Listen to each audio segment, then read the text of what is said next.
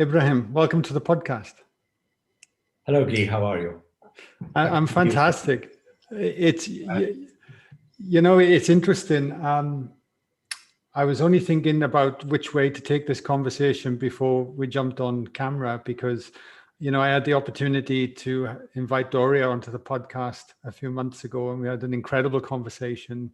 So I have no doubt there'll be people today who have listened to that. There'll be people today that will have no idea what biogeometry is or have never heard of it.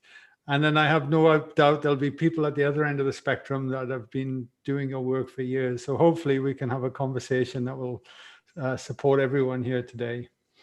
Well, I'll try to be very simple, even if I go deep in any topic. We'll try to deal with it very simply. Please do, please do. It's funny. I'll go off on a tangent here because I got your book here. Okay, Back to the Future for Mankind, and I read this just before I did the level 1 course at Christmas time. And today, preparing for the podcast, I thought, I'll be fine. There's no problem. And then I picked up your book this afternoon and started browsing through it again. And I went, my God, did I miss that much? Like, it's so deep and dense in pages. I think I could read it 10 times and get different questions and answers from it all the time. And I will ask you while I'm on this topic, why the title? And you got this beautiful image of the modern city with a pyramid sitting in the background above everything as well. And every time I look at that, I'm like... Back to a future, and I'm not saying here to the future. I'm speaking about a future. That means that we could have different futures. We are not sure which one is going to really happen. So if we want to have, to have a future to begin with, if we don't want the demise of our race from the earth because of all our doings and the way we have ignored the environment. And that usually leads, when this happens, as it happened in many past civilizations, when you sort of start destroying the environment through whatever kind of civilization you have, the earth will get rid of you sooner or later. A little scratch from the earth is fatal for humanity. So we cannot destroy the bigger being, which is the earth. The bigger being will always find the remedy. And if that remedy isn't taking us away, then be it, it will do it. And another race that is more intelligent, that is more environmental friendly. I mean, humanity has built such an ego that it does not understand that ultimate integration with, let's say, the earth is achieving the level of an animal or a bird. They're already totally integrated, because they follow the laws of nature through subconscious. Now, we are consciously driving away from that. If we listen to our subconscious becoming more animal-like, we will integrate with the earth.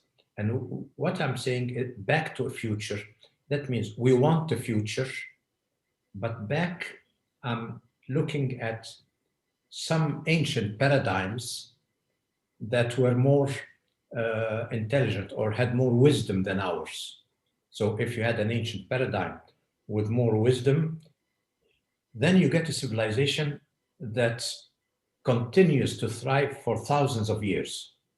Usually civilizations have a cycle of 300 to 400 years, the cycle of civilizations. But yeah, it's usually, if you take any civilization, it thrives for about 300-400 years. Take the Greek one, the Roman one, and all that. They all thrive for so much. Ours hasn't been so long anyhow. But you go back to ancient Sumeria or ancient Egypt, and you find that it's been there for 3,000 or 4,000 years of known history, and maybe another 10,000, 12,000 of unknown history. So how come did those civilizations thrive for so long? And it's only a change in the perception of humanity that brought modern man into the scene that really ended those civilizations. But so I want to go back to find something in that ancient paradigm to build a new science that will take us to the future, or that will give us a future, because we might not have one. You see, if we are looking at what we're doing now, imagine now we are in the age of information age of modern technology, and we depend a lot on electromagnetic radiation. So we are filling the atmosphere with so much electromagnetic radiation. We're having satellites roaming the Earth everywhere. They're building a shield around the Earth. And one day, very soon, the whole atmosphere of the Earth will become like a sort of a hard disk. You know, a hard disk where everything in there is interconnected. Of course, everybody's going to be happy, you know, because now I can connect from anywhere into the internet. Everything is alive and active, you know. You don't need wiring anymore because, yeah, imagine the atmosphere has all the electromagnetic energy that you need. So everything will be for free, you know. And okay, giving you everything for free doesn't really mean for free. Maybe somebody else is controlling that, but you're getting everything for free. Now, at what cost? What have you been getting for free until now? What we have been getting for free in the atmosphere is life force. You know, subtle energy is full of life force. And the Earth is a being that replenishes us with life force because we are part of it. Now imagine electromagnetic radiation comes into this life force. Anything that moves, you know, a wave that moves creates heat. Motion creates heat, that's obvious. So we do not want to understand, or we understand, but we don't want to acknowledge that electromagnetic radiation of the information age is one of the things that have to do with global warming. I mean, the information age is a culprit in global warming. We don't have to go to, say, fossil fuels and things like that, you know, wanting to put electricity instead of fossil fuels. This is a political move. Political move because they want to, there are some countries in the Middle East and Russia and all that, that control the oil in the world. So politically, if we move to electricity, we're taking the carpet from under their feet. So this is not a really wise way of looking at it. The wise way of looking at it is not to take one problem and put a much bigger problem instead of it. Create another problem, yeah.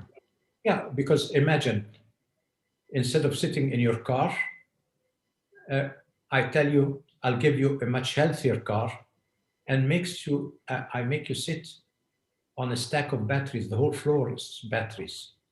And I try to convince you that sitting on those batteries is healthier than if your engine is putting out gases through the exhausts. I mean, the exhaust pipe is putting gases outside the car. But the batteries you're sitting on, that's right inside your body. And if we don't take care, we'll kill ourselves with all this electric movements, smart cities and all that. Now, when we spoke about now warming, anything that warms up loses loses water in it. Yeah. You know, dehydration happens with warming. So, and life force is in water. So if you reduce the water content in living systems, you end up with depleting the life force of those living systems. And now imagine that the information age is slowly depleting the life force of all living systems on Earth. Now, this is a very, very dangerous situation when you deplete the life force. What happens if your plants lose life force? Depleting life force means reducing immunity. Now, if immunity is reduced in plants, what happens there? The parasites that are programmed to take away weak plants. You know, it's like having a box of apples, and then in there you have a rotten apple. You know, I mean, if I find a rotten apple, I'll just take it away, throw it away. Now, what if all the apples rot in there? You'll go and take all of them away. So what's happening now with agriculture is parasites, instead of attacking the weak plants among the healthy ones, it's attacking all of them because all of them are weak. All of them have low immunity. So we come up and put more chemicals. So not only do we have electrical pollution now we have chemical pollution. You see, so the whole thing is a vicious circle that, as modern civilization goes on, it's like we have a time bomb in the age of information that could end life on Earth anytime. That's why I'm saying, think with ancient wisdom. Mm-hmm. Don't imitate them, but think along their wisdom. Make your own new science that's environmentally friendly to create a future for yourself. Otherwise, there is no future. And that's about, all that is in the background of the title of the book, you know.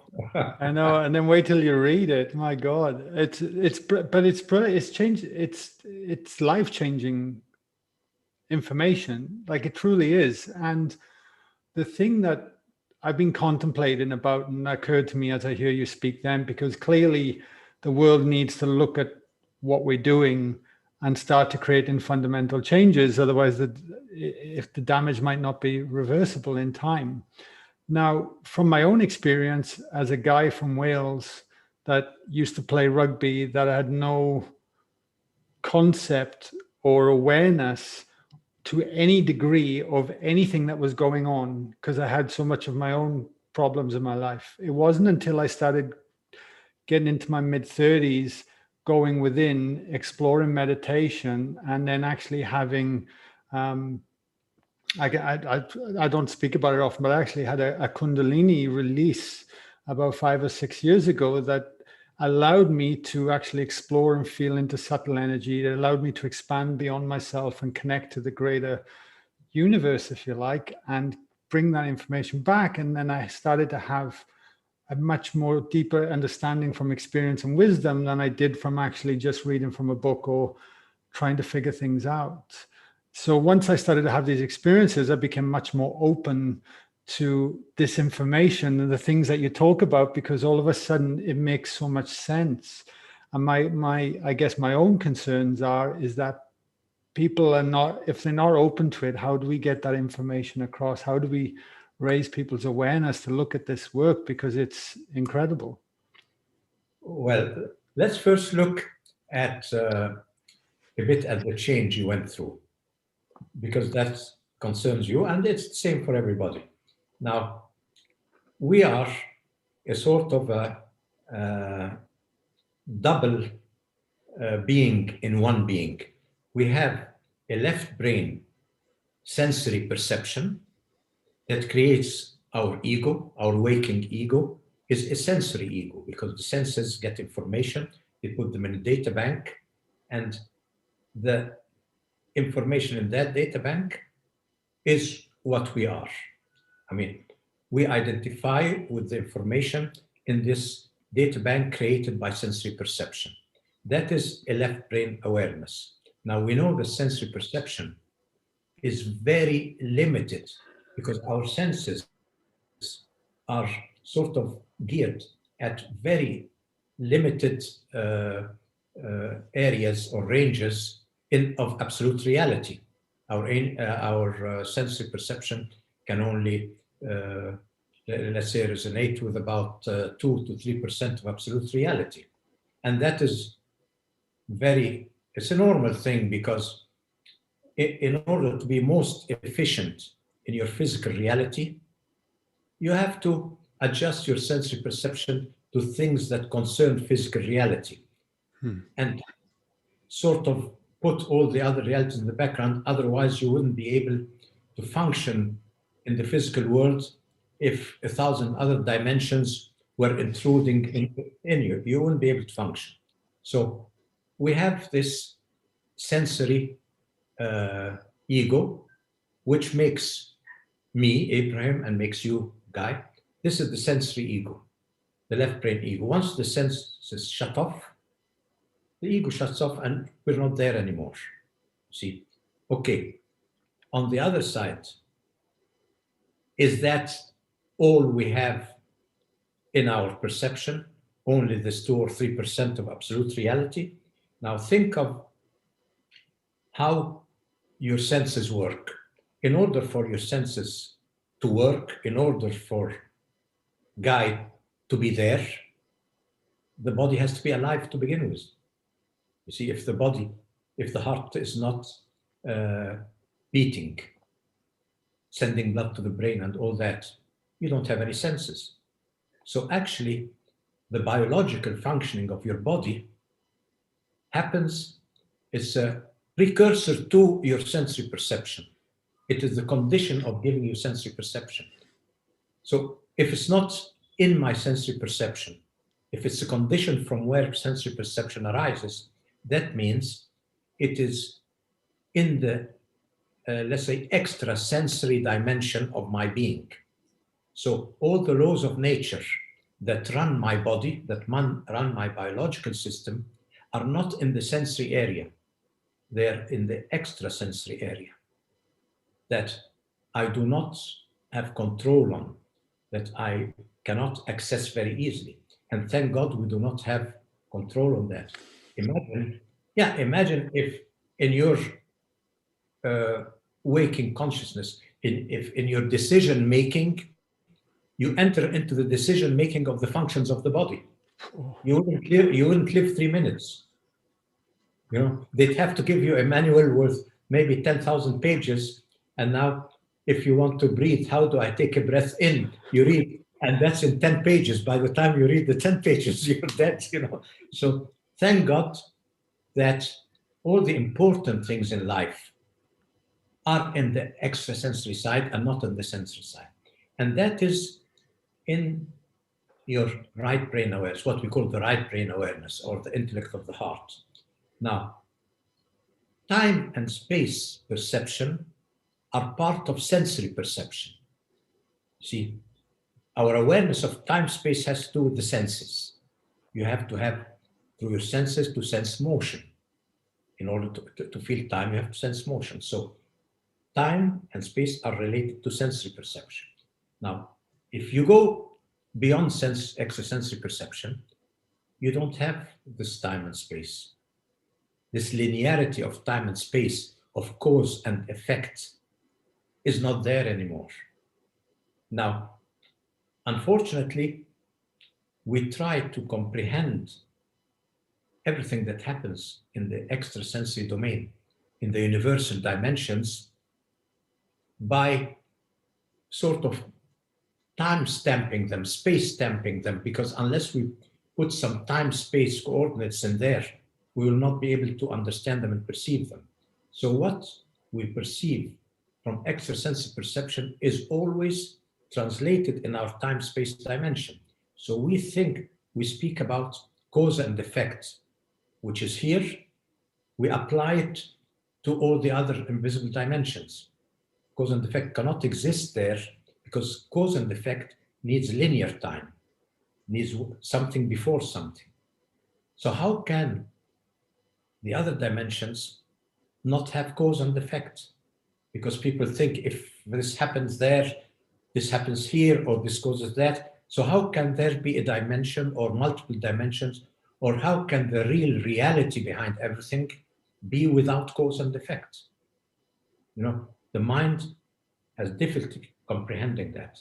That's why all the books that refer to things beyond the beyond the sensory, like when you speak about death, life after death, reincarnation, and all that, you're always speaking in cause and effect and in time space. Yes. In reality, that's only our interpretation. In reality, there's no time space there. So what happens there? If you say life after death, that means you're speaking about the other dimension having a linear thing. Death must come first and then life after death. But in a dimension where you don't have our time space, you don't have before and after. So it is the other life. It's the other life, not the one after death. But that means if time space there does not have our linearity, and we spoke about that in the courses when I think in the foundation courses you study that there you have the stacked time. It's like you have all the pages of your life that are bound. So there's a linear relationship, cause and effect between every page and the following one. All of a sudden in the other dimension, they're unbound and they're scattered everywhere. And there's no time at all. So how do you navigate in this other dimension? Through resonance. Resonance is the universal law beyond our sensory dimension. Resonance means anything that happens in your emotional or mental, anything that stirs in there will take you to a page that is in resonance with this thing that has been activated in you. Anybody thinking about you will take you there. So it's just jumping between pages in the future, in the past, anywhere. You can go anywhere in those stacked pages because there's no physical time space, there's no linear time space. So think of it that way. How come then I'm speaking about afterlife if I'm always there? Meaning that in this body of yours, in this house, there are two people living in there. There is the sensory you that you identify with Guy and I identify with Ibrahim, but there is my roommate. You see, the roommate who lives with me in the apartment. Unfortunately, I'm so interested by all the things that happen outside and all that I have no time to speak to my roommate at all. I'm not even aware that the roommate lives with me in the same apartment, you know. And I'm so excited by the material things I see that my whole concentration awareness goes towards the physical dimension, and I'm not aware that my roommate has a universal way of seeing things that is much more beautiful and much richer than my very limited sensory perception. But my ego makes me think that my sensory perception is the greatest thing of all, you know, and my roommate is nothing. I mean, yeah, he can sit in his room, you know, I leave him in his room. I'm not really interested in speaking with him, you know. If I say hello to him, he'd be very happy to come and converse with me, give me some ideas, but I usually ignore my roommate, you know. But what I must understand, that I'm only, in reality, I think I'm the owner of the house and he's just a roommate. In reality, he's the real owner of the house and I'm just passing by in that house. I move out and it's the house belongs to him, to the roommate. So I'm an intruder in there. I live with the owner of the house, whom I don't acknowledge even, you know. So that means that the moment my senses die out, I'm not going anywhere new. There's not an afterlife starting. No, I'm just, at death, what I'm doing, I'm just, instead of looking at the things here, I go and sit with my roommate. And I join his perception. I leave mine and join his. And then I become a timeless, eternal being that I always was. You see? Yeah, because you are there all the time. So imagine that you are, now look at this extrasensory area of your roommate. Your roommate is a sort of a multidimensional thing. He has aspects that are more individual, aspects that are more collective, aspects that are universal, aspects that are forward in time, aspects that are back in time. All is an eternal presence with the roommate, because there's no time and space as you know it. It's all right in front of the roommate. What will happen in 1,000 years on Earth, what has happened back forth, and everything is there. So this feeling of life going forward or something like that is only a translation of the sensory ego that has to timestamp, that has to personify everything and timestamp it and look at it in its own linear time. So imagine that you're not going anywhere. You're already there. See, you're already there, but you are not listening. In ancient times, and I think I take Jung's categorization in the book, where I say primitive man and ancient man. Now these, at the time, had the focus of perception in the right brain. So they were, imagine the ancient Egyptian now, or the ancient Sumerian. You see that they have lots of what you call them, erroneously call them gods. You know, so many pictures of deities and gods and things like that. So you start translating them in your way of thinking. You say, for example, these are extraterrestrials who brought civilization to man. These are that, these are that. You keep giving them different identities. But in reality, look at it that way. When a person is focused in his right brain perception and his left brain perception starts budding, he sort of personifies all the forces of nature that he sees and interacts with in his right brain because he's still there. So this, all the pictures you see and the reliefs and the statues are not extraterrestrials, are not things, no. It's the human being of that time, the species of humanity interacting with the forces of nature as if they coexisted with them. They lived with them. So the forces of nature that are out there, you being part of nature, in the primitive man interacted with them on his subconscious level unconsciously. He interacted with the forces of nature without really give and take with them. But as ancient man developed, as the left brain developed a bit, the left brain starts personifying those forces of nature. So all of a sudden, there are other beings living with you on Earth. And this is what you see in all the reliefs and documents and all that. It is the forces of nature personified by the slow budding left brain perception. And they're there interacting with you because your focus is in the right brain. Although the left brain started, your focus is in the right brain. So to you, these are the people you live with.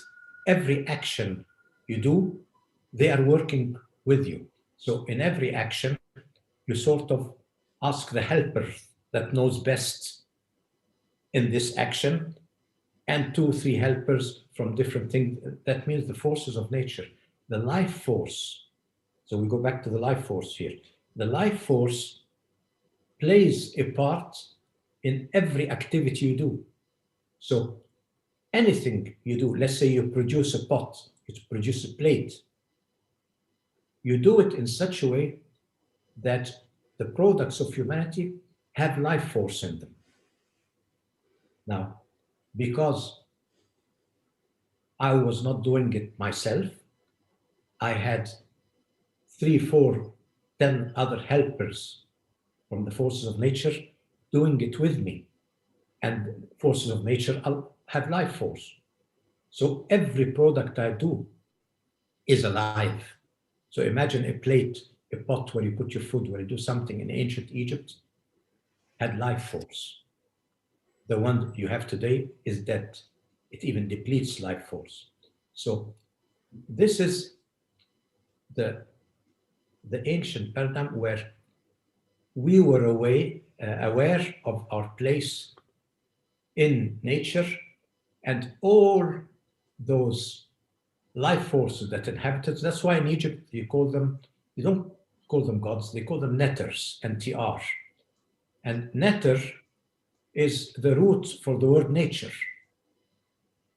Later in languages, we don't know exactly what, they used to write without vowels. So they wrote it NTR. So it could be notor, could be nature, could be neter, could be. So they usually put an E because we don't know the vowels.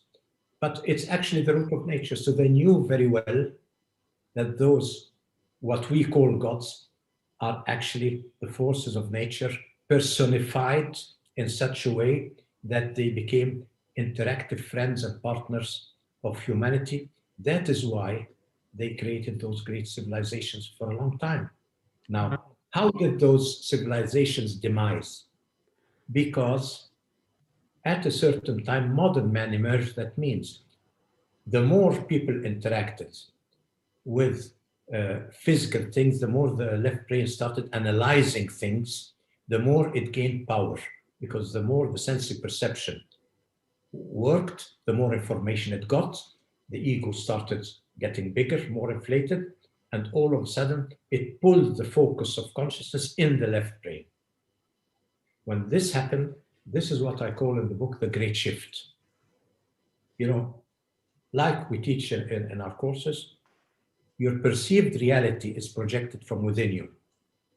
Now, if there is a great shift in your perception, in the focus of perception from right to left, that means there's a great shift in your world, in reality. So all of a sudden now, the world is not the same anymore. So when the world is not the same anymore, the left brain here, when the focus goes to the left brain, the first thing it does not understand what's happening on the other side, it closes the door. And we reach a level where we are actually afraid to open the door and look in all those unconscious levels. So that was the moment that ancient civilizations had to die out, because now all the friends, imagine all the forces of nature, all what you call gods and netters and everything that were an integral part of your everyday life. Imagine comes a situation where you shut them out of everyday life, where you shut the forces of nature out of everyday life, where you shut the life force out of everyday life. Now, that's the birth of the great modern man, you see.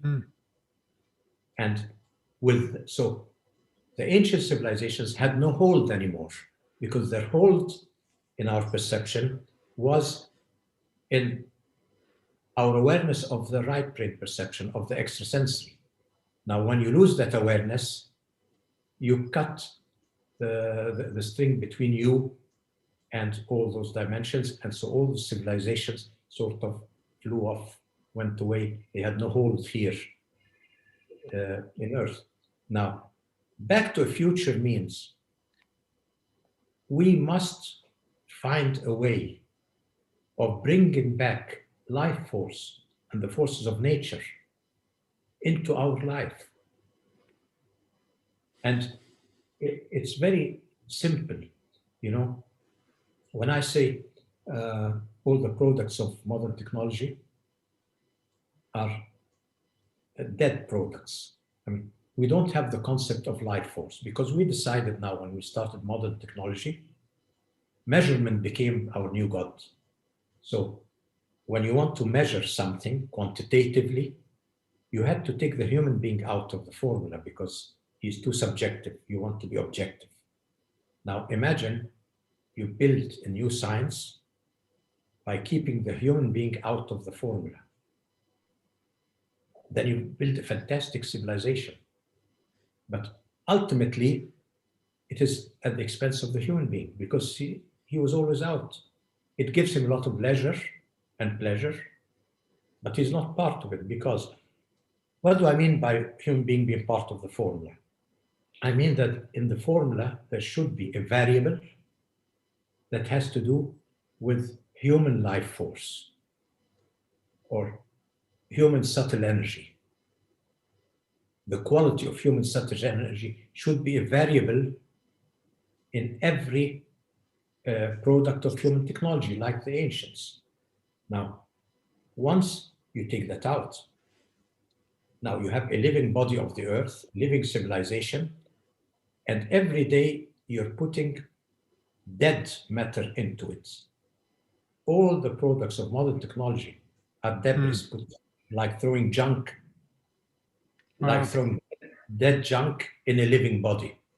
Now, the ancients, when they put their products out there, they connected them to the energy of life. They connected them to the life force. So every product of the human being became actually part of the natural design language. It became part of nature. When they built a house, when they built a pot, when they built a pyramid, whatever they built a temple, they did it in such a way to connect with the life forces. That's why they always said you sort of invoke the netters to your house, to your thing. That means it is alive. And to show that, you might tell me, I mean, this is too absurd. How can we bring life force into modern technology? Actually, it's very simple. In biogeometry, for example, we look at how the products of nature connect to life force. So we get one of those, wooden statues, the wooden statues we use for art. And then you take your pendulum and go on that wooden statue and try to find any indication of life force in there. You'll be astonished because you are going to find all the chakras on the statue. Because the chakras, in reality, they are sort of the energetic, subtle energy centers of shape. So look at it that way. If you wanted to contain water or tea, like I have here, my cup of tea, if my cup was flat, I'd have tea all over myself, Yeah, it has to be shaped to contain tea. Now, look at it another way. Now, what if I want to contain something not physical? What if I wanted to contain emotional energy? What if I wanted to contain mental energy? What if I want to contain spiritual energy? Because I want to have a being that has all those things to be alive. I need to have all those things in there. How do you contain them? You contain them through a geometrical resonant language where every shape and every angle of any natural thing resonates with all the levels. And by resonance, you contain them. Like the antenna. When you want to contain a certain wavelength, you make an antenna in that wavelength. So when the wave passes by, you get a standing wave around the dimension of the antenna. Now, the body is the same thing. Every angle of the body, the whole shape. I mean, the natural forming process in nature creates shapes that contain all the levels. Otherwise, you couldn't say they are natural shapes. Natural shapes are designed to contain all levels. So in order to understand, there are many philosophies speaking about chakras from the emotional point of view, from the mental point of view, from the spiritual point of view. Okay, all those, but if they must have a hold on the physical. somewhere in the physical, they must be anchored. And the anchoring happens through the design of the physical body. So I get my wooden statue, and I can actually, on the wooden statue, increase the activity of any chakra. So by moving the hands or the arms of the wooden statue on the level of any chakra in the statue, all of a sudden that chakra is enhanced. It starts radiating much stronger. So I can actually make my statue do healing work for me. You know, I'm an old man and I'm a lazy man. So I have this wooden statue as an assistant. I don't have to pay the wooden statue. I don't have to feed it. The wooden statue just does the healing for me. But this is the secret of all, let's say, forms or shapes in nature. They are shaped to contain centers or chakras that are multidimensional vortices. And the multidimensional vortices of the chakras, they suck in all the levels, the higher levels, bring them into the body. Now the question is, how can a statue that on the physical level is not alive contain all the higher forces? That is what the ancients understood. I can make my human products in such a way that although they are not alive in the physical, like on the physical level, but they're actually alive on all other higher levels. Wow. So they can, so they can transmit that energy to me. So when I need healing energy, I stand in front of the statue. It can transmit all those levels to me because it has them. So, and even on mental levels, you know, they used to go in front of the statues for healing. Those statues promoted health and prosperity in their surroundings. Those statues sometimes give oracles, you know, telepathic oracles to people. Some even ancient stories tell you that with very high energy in the oracles, sometimes the statues would vibrate or things like that, because this means the secret of the natural forming process is in connecting to all the higher dimensions. Now, imagine what if we use the principles of biogeometry, and that's what we did in biogeometry. We created a design language that recreates the central quality of the vortex, of the connective vortex that we call BG3. So now, if I put through the biogeometry design language BG3 in any human products, means I'm connecting it to life force. Means that that product can transmit life force to me. Meaning that this life product has, this living product has become part of the natural, let's say, environment of the earth. Now, my products of humanity would actually become one with the life of the earth. They become alive through the life of the earth. Because to understand that, you don't have to have a moving object so that it's alive. A mountain is alive, a rock is alive. I mean, look at why do you sometimes go in sacred valleys or sacred mountains to replenish yourself? You know, the sacred mountain has all the components of life force, although it is rock, it's not moving, but it has enough life force to give you. So biogeometry comes in and tries to bring this new design language into modern technology, so that modern technology connects to life force. So that we could imagine if in the age of information, if electromagnetic radiation carried life force with it, and that's what we do with biogeometry. The information age, instead of being something that's going to kill us, it's going to be something that's going to heal us. It's going to take us to a future.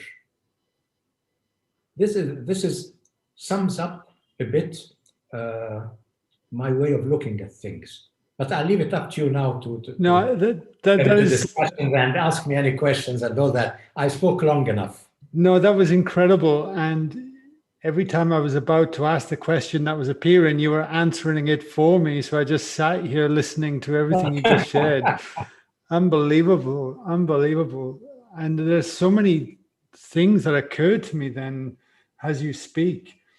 So even with modern technology now, then what you're saying is that we don't. It's not a case of eradicating it. You know, anti-Wi-Fi, anti-5G, or what. You know, smog, electromagnetism. It's been able to work with it because, as far as I can see, it's not going to go away.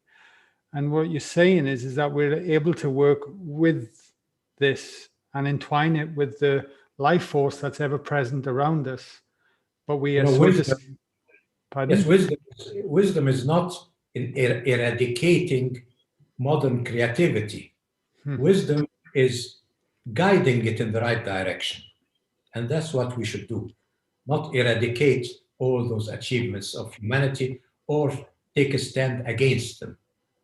No, we can lead them in the right direction and achieve, if we do that, we can achieve a much higher level than all ancient civilizations.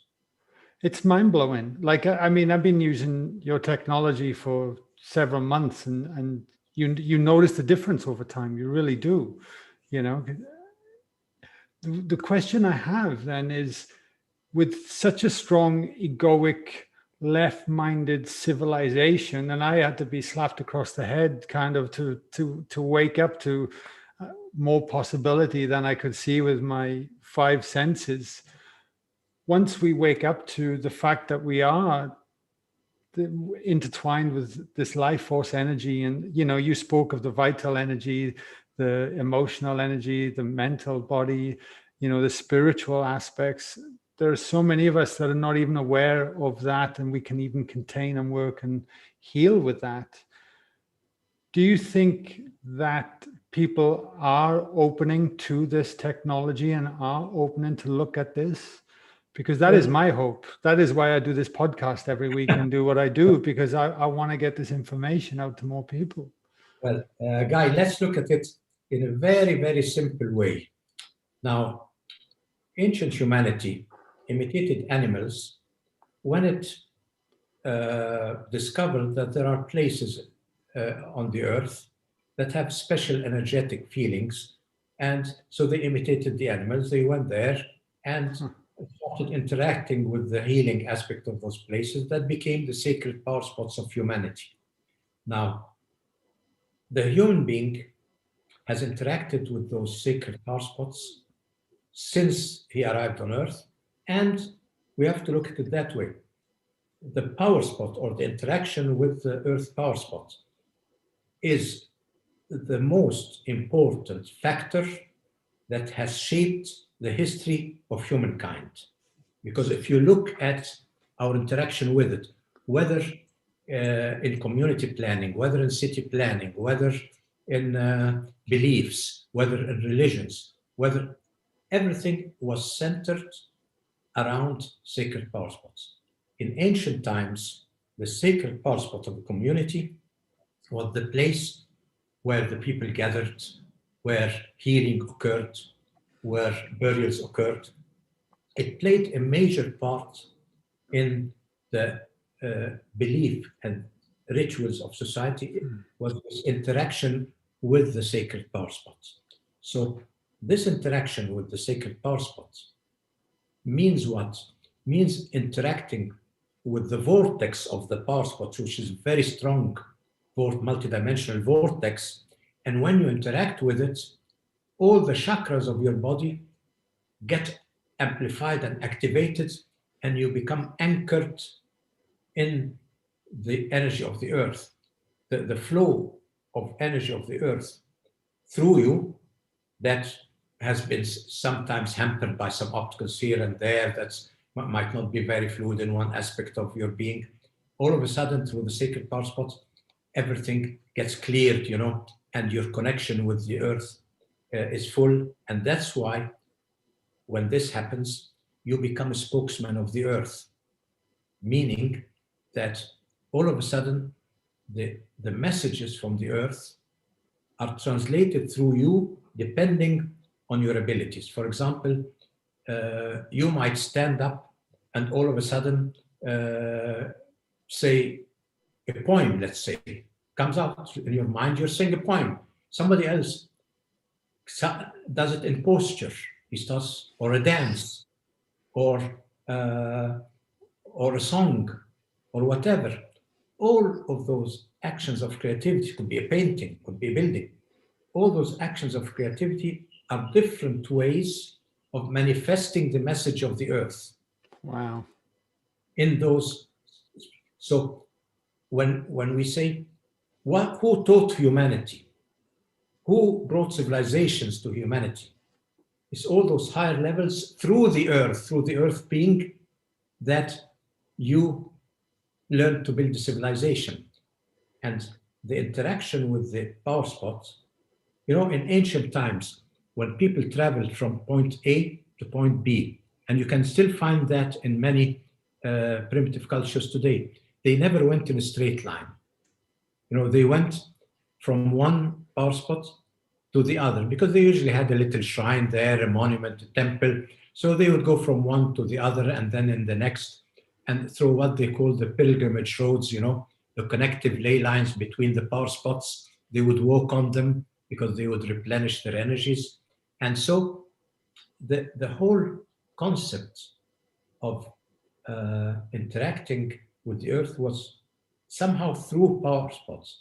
And even, you know, in Luxor in Egypt, we have a very good example of such an interaction because, you know, people think that when a religion comes, it sort of replaces the older one. When Judaism came into Egypt, it replaced the ancient Egyptian religion, although Judaism erupted from ancient Egyptian thought, but they think that it replaces it. Then when they think Christianity came, pushed away Judaism and placed itself there, then they think Islam came and pushed itself there. But instead of looking at such things, instead of thinking, why did this practice come in the place of this practice? Why not in another place? It doesn't have to do with religions replacing each other. It has to do with the community linked to the power spots. So you find in the Temple of Luxor, where you think that those religions were against each other, in the middle of the ancient Egyptian temple, you find a church. And beside the church, in the middle of the temple, you find the mosque. Now, why should a community who wants to build a church go inside an ancient Egyptian temple and build it in there when they are supposed to be thinking in a different way? They thought they were monotheistic and they thought the ancients were polytheistic. In reality, the ancients were monotheistic too. Everybody was monotheistic because I'll come to this point a few minutes later, but those three religions built their edifices right there. Why? Because the sacred power spots to the community was more important than any belief. Wow. Any belief should fit, any belief should fit into this connection with the higher dimension, because the connection to the higher dimension was actually the goal of every belief. So if you have a new belief coming in, put it where it is connected. Don't put it where it is disconnected. So this is the way that the power spots played a role. Now, until maybe a few hundred years ago, you know, all the churches, the temples, the synagogues, and everything that we built were built on sacred power spots. But who visits the local church now? Who visits the local mosque? People don't visit it. But just imagine, you don't have to go and do all the rituals. Going back into the connection of the power spot, you can go, the power spots are not only where you have a church or a mosque or something. The power spot can be an oasis. You see, anywhere where you have natural springs coming up. So humanity was connected to power spots. Now, when you're connected to power spots, meaning you're connected to the earth. Now, you lose the connection to the spot.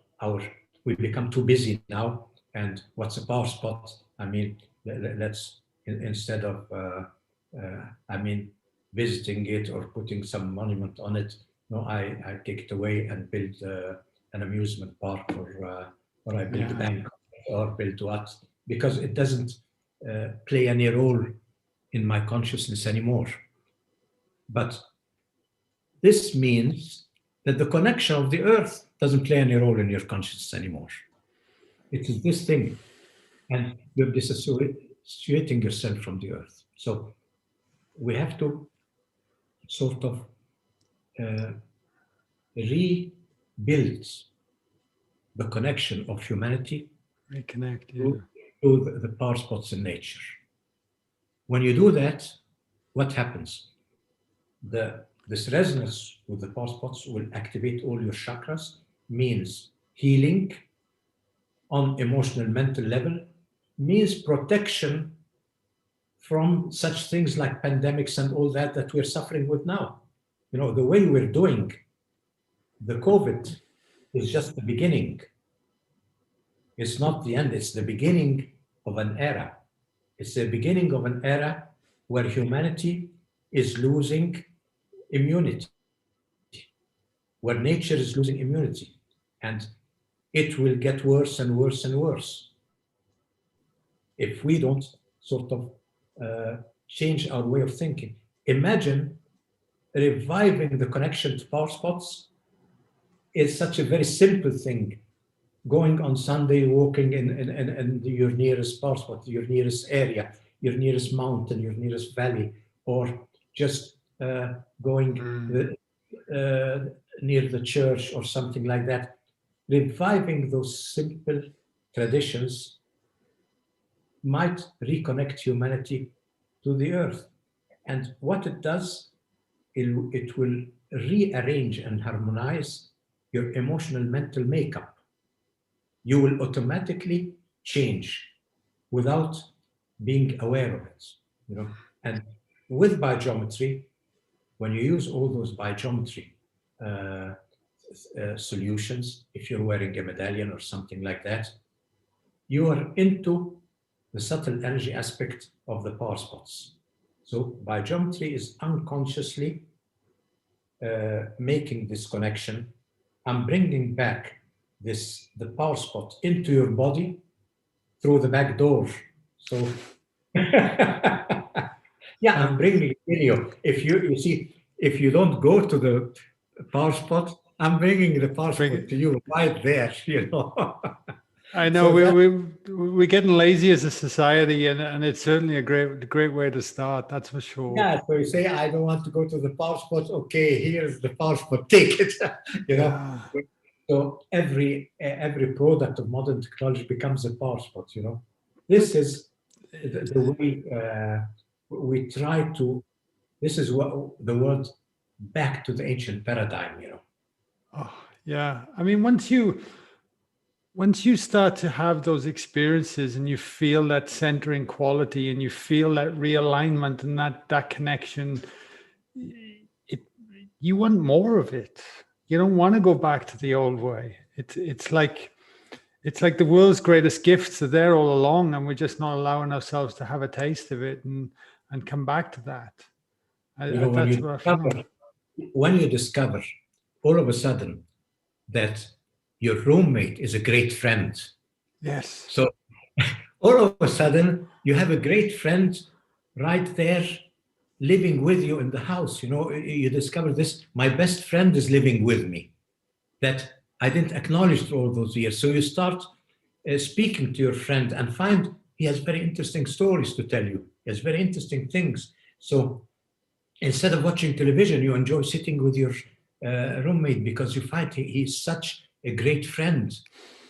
And when this happens, you know, this discovery of this great friend within you, and slowly, as you age, you will get the impression, is that great friend really me?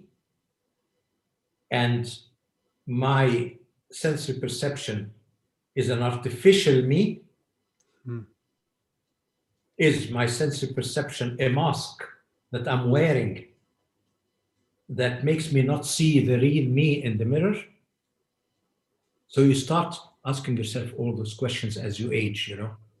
And what do you feel it is? From all your experiences in life and your knowledge, I mean, it's incredible. Like, what have you pondered on? What conclusions do you come to? Well, I feel, you know, that it's very strange what I feel, because imagine in my new book, I'm explaining a bit that how a line is created. A line means the beginning of duality. You start at the point, you draw a line. Now, we have studied how the line has origins in invisible dimensions, emotional, mental, and how it comes and draws. But when we go into the real aspect of the pulsating universe, when you draw a line, it is actually a central pulse that pulsates like that, creates the line, and then you associate with the beginning and ending of the line. But the line is nothing but a pulse, you know, a pulse and backwards. Wow. Now that means, that shows us, but I'm going a bit too far now into some of things I explain in the book, but that shows us that pulse meaning the beginning and the end are two aspects of the same thing. You know, because a pulse, and they both go, the center creates beginning and end and then goes back to the center. So it creates, as they go further apart, you create the beginning and the end. And now as you walk along, every step forwards, the end comes a step nearer. So that means the quality of the end affects every step you go forward a bit more with every step. It's like having a goal, you know. If you have a goal, you walk towards that goal. And the more you approach that goal, the more that goal is pulling you towards it. And so this is what's happening. When you approach a central point, the beginning and the end come together in a way that makes a lot of sense, that show you the reality, and all of a sudden you can glimpse through the multidimensional whole into everything. So this is the feeling I have. It's like, you know, I'm speaking, it's as if I'm living that. I'm not telling you, if I speak all what I'm saying now, if you ask me, where are your references? Who said that? Can you? It would be absurd, because there's no reference in the right. It's the language of the heart. It's how I feel. It's my perception. And so what I'm saying is what I feel. And now that, you know, we don't live forever. So all the BioGeometry community, starting with my children who are leading the show now, they came and said,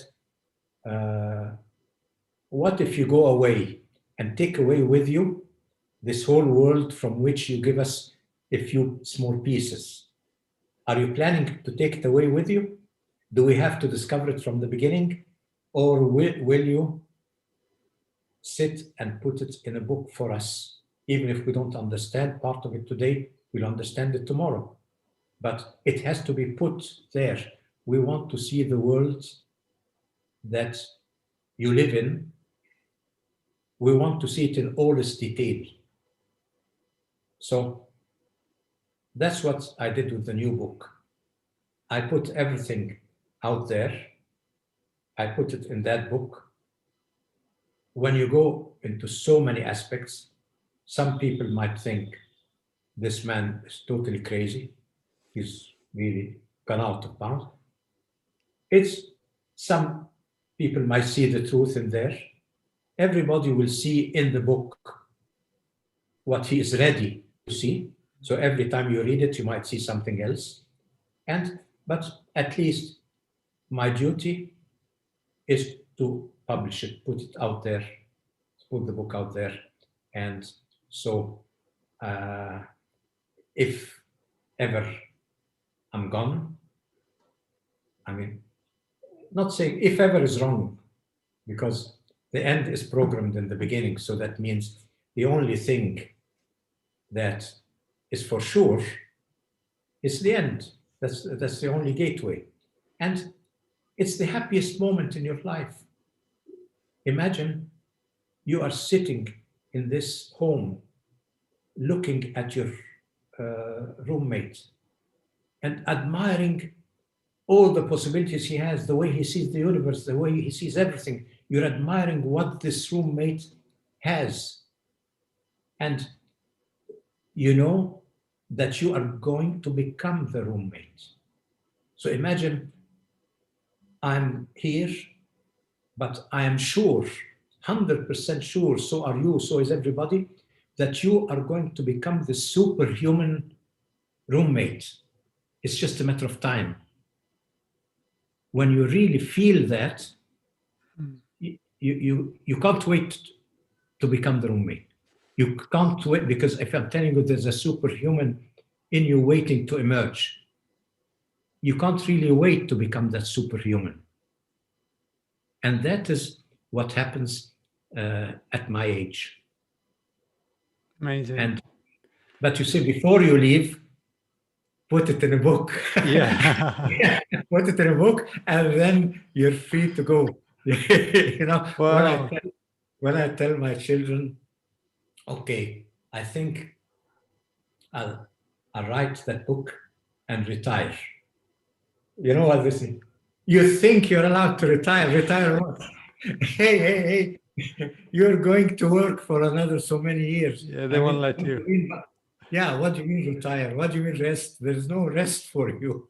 You have to continue working. So you feel, you feel the end, you want to be that superhuman there, but at the same time, you feel you still have a duty here to do before you go through that magnificent doorway.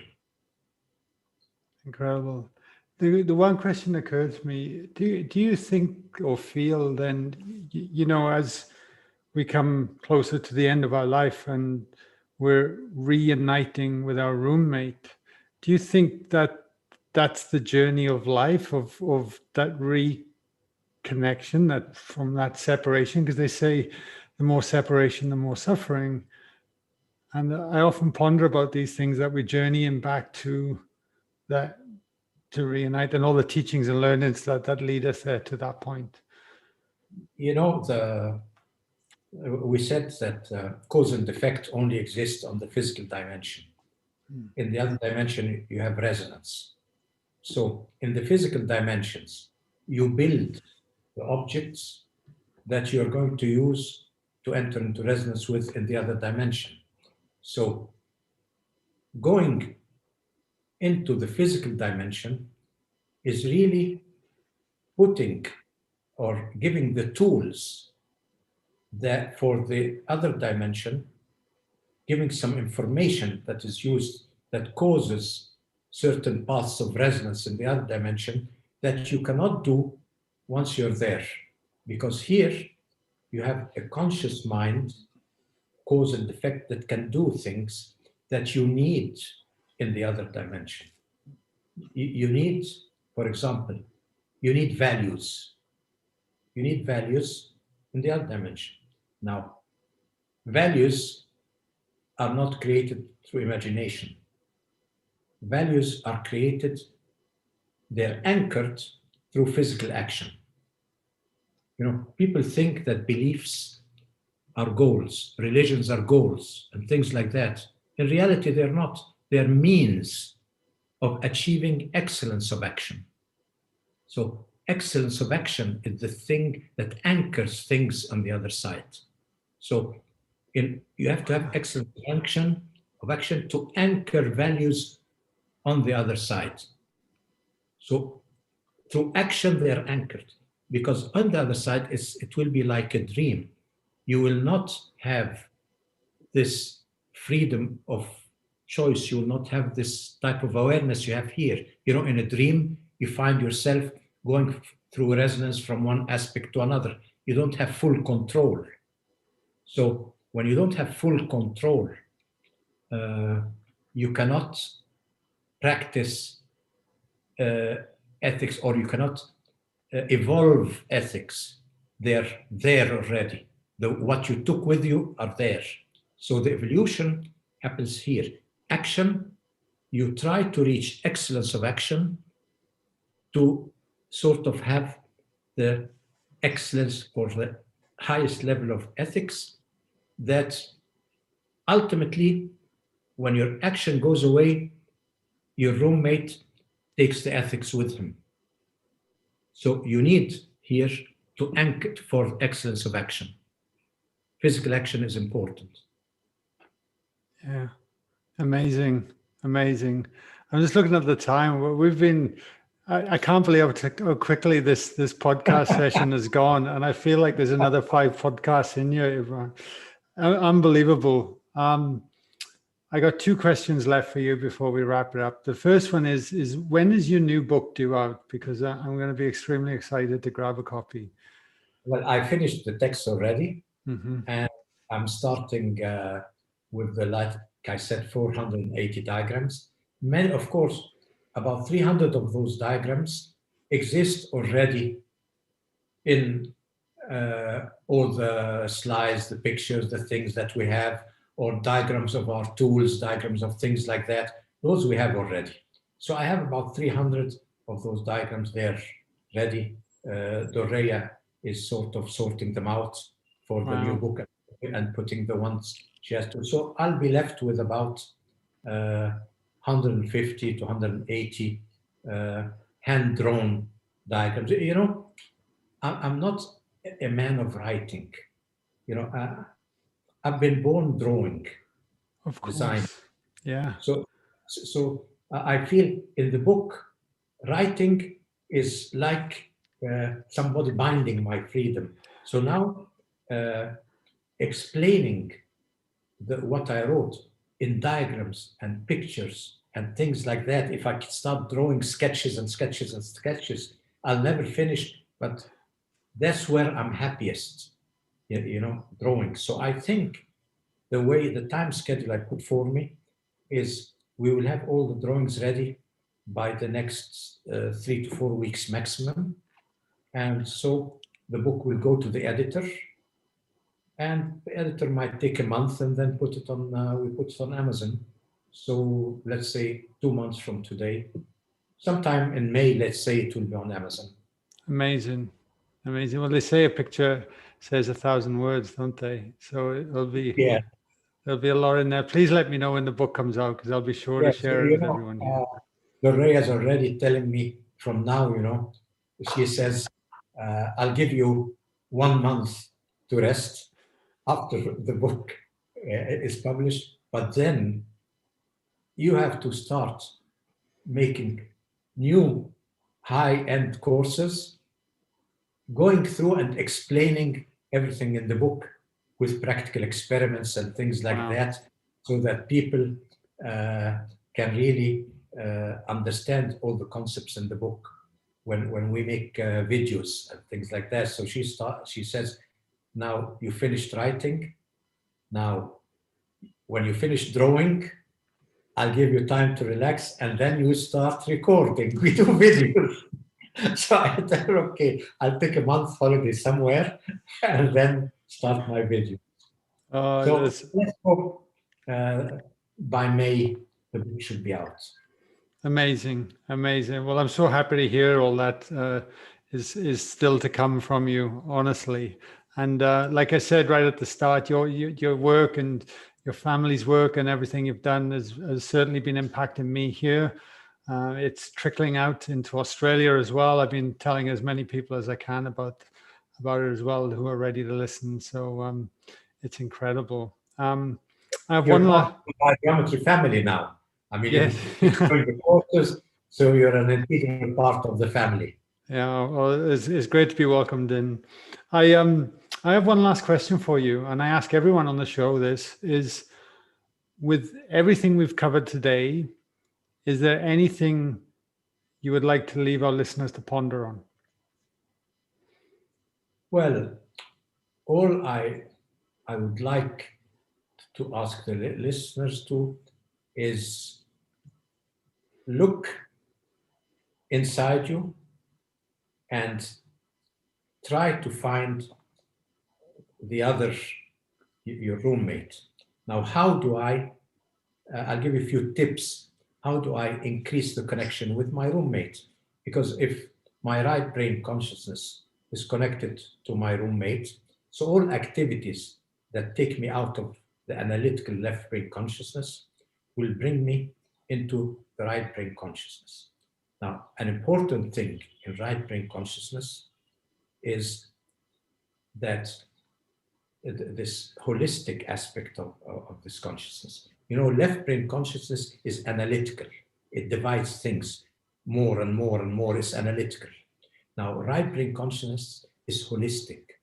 So the right brain consciousness sees everything in creation as a unity, and the diversity are just components of that unity. But left brain consciousness sees diversity, that it keeps splitting more and more. It doesn't see any underlying unity. But the right brain sees this unity. That's why primitive man and ancient man didn't need a modern religion to tell them about monotheism. You know, imagine trying to teach your dog or your cat monotheism. Your dog or your cat is living in the universal unity. So how can you? So the ancients had this monotheistic. They saw everything in relation to everything. Now we've shut the door and we want to go back. We know that the door is not completely closed. It opens sometimes. For example, women have to have the door partially open all the time, because women have to let in the forces of nature in order to preserve life. You know that when a child is in distress, if it was up to us, I, as a man, would wait till I hear him move, and then maybe open my eye and see if he's crying, or let's say, is he just turning around, or is he in distress? By the time I figure it out, he'll be long gone. But a woman has to open her eyes a few seconds before the child feels the problem, even before. That means she thinks out of time and space. She is ready before the problem occurs to preserve life. That means she has to have the right brain consciousness open so that the laws of nature can work on her anytime when needed to directly access life. So that's why we say women are more intuitive than men, because the creation needs to have one of the species in its control, you know. So in a way, that makes woman sacred. But I don't want to say that, otherwise all the women around us will start looking at us, you know, from up there. Okay, but this is so. But we can be entered into that state. So every time, let's say, you walk for a long time. Walking means alternating polarities. By alternating polarities and this rhythm, it will take you into a right brain holistic healing state. If you play sports, anything that you do harmoniously, it will take you there. You don't have to think anymore. If you have to think about your strokes when you're playing tennis, you're a bad player. You have to reach the level where the subconscious is there. Everything that, let's say, that you do, when you listen to music, for example, and it's taking you out of that, it takes you into this dimension. There are so many things in life. Now, the most important thing that we are not aware of, that creation does not leave us separated from the divine in a way, from this divine connection. I mean, it is not possible that the animal is connected and we are not, or is more connected than we are. Now, we have one thing that's very important. Every time we speak, what happens when we speak? You know, there's a law, like we said, the beginning and the end are related. So when you say a word of 3 letters, the last letter, the quality of the last letter is affecting the first letter, and the first letter is affecting the last letter, and all letters are affecting each other in both directions. What does it mean? Bidirectional effect. That means in a linear dimension, where time goes in a linear dimension, anything that keeps moving in bidirectionally in time, any effects will take you beyond. So humanity giving the power to speak words, by speaking, we are always connected to a higher dimension. Because the words go, anything that goes forwards and backwards in time will create a doorway, because now you're going beyond the constraints of time, you know. You're just going forwards and backwards. Like if you look at the sky, if you look at the sky, you activate your right brain consciousness. Why? Because the sky, you have all those stars in the sky. Now, all those stars that you see in front of you in the sky, each one is in a different time frame. One of them is 1,000,000 years away, and you can see it now. The other one is only 1 year away.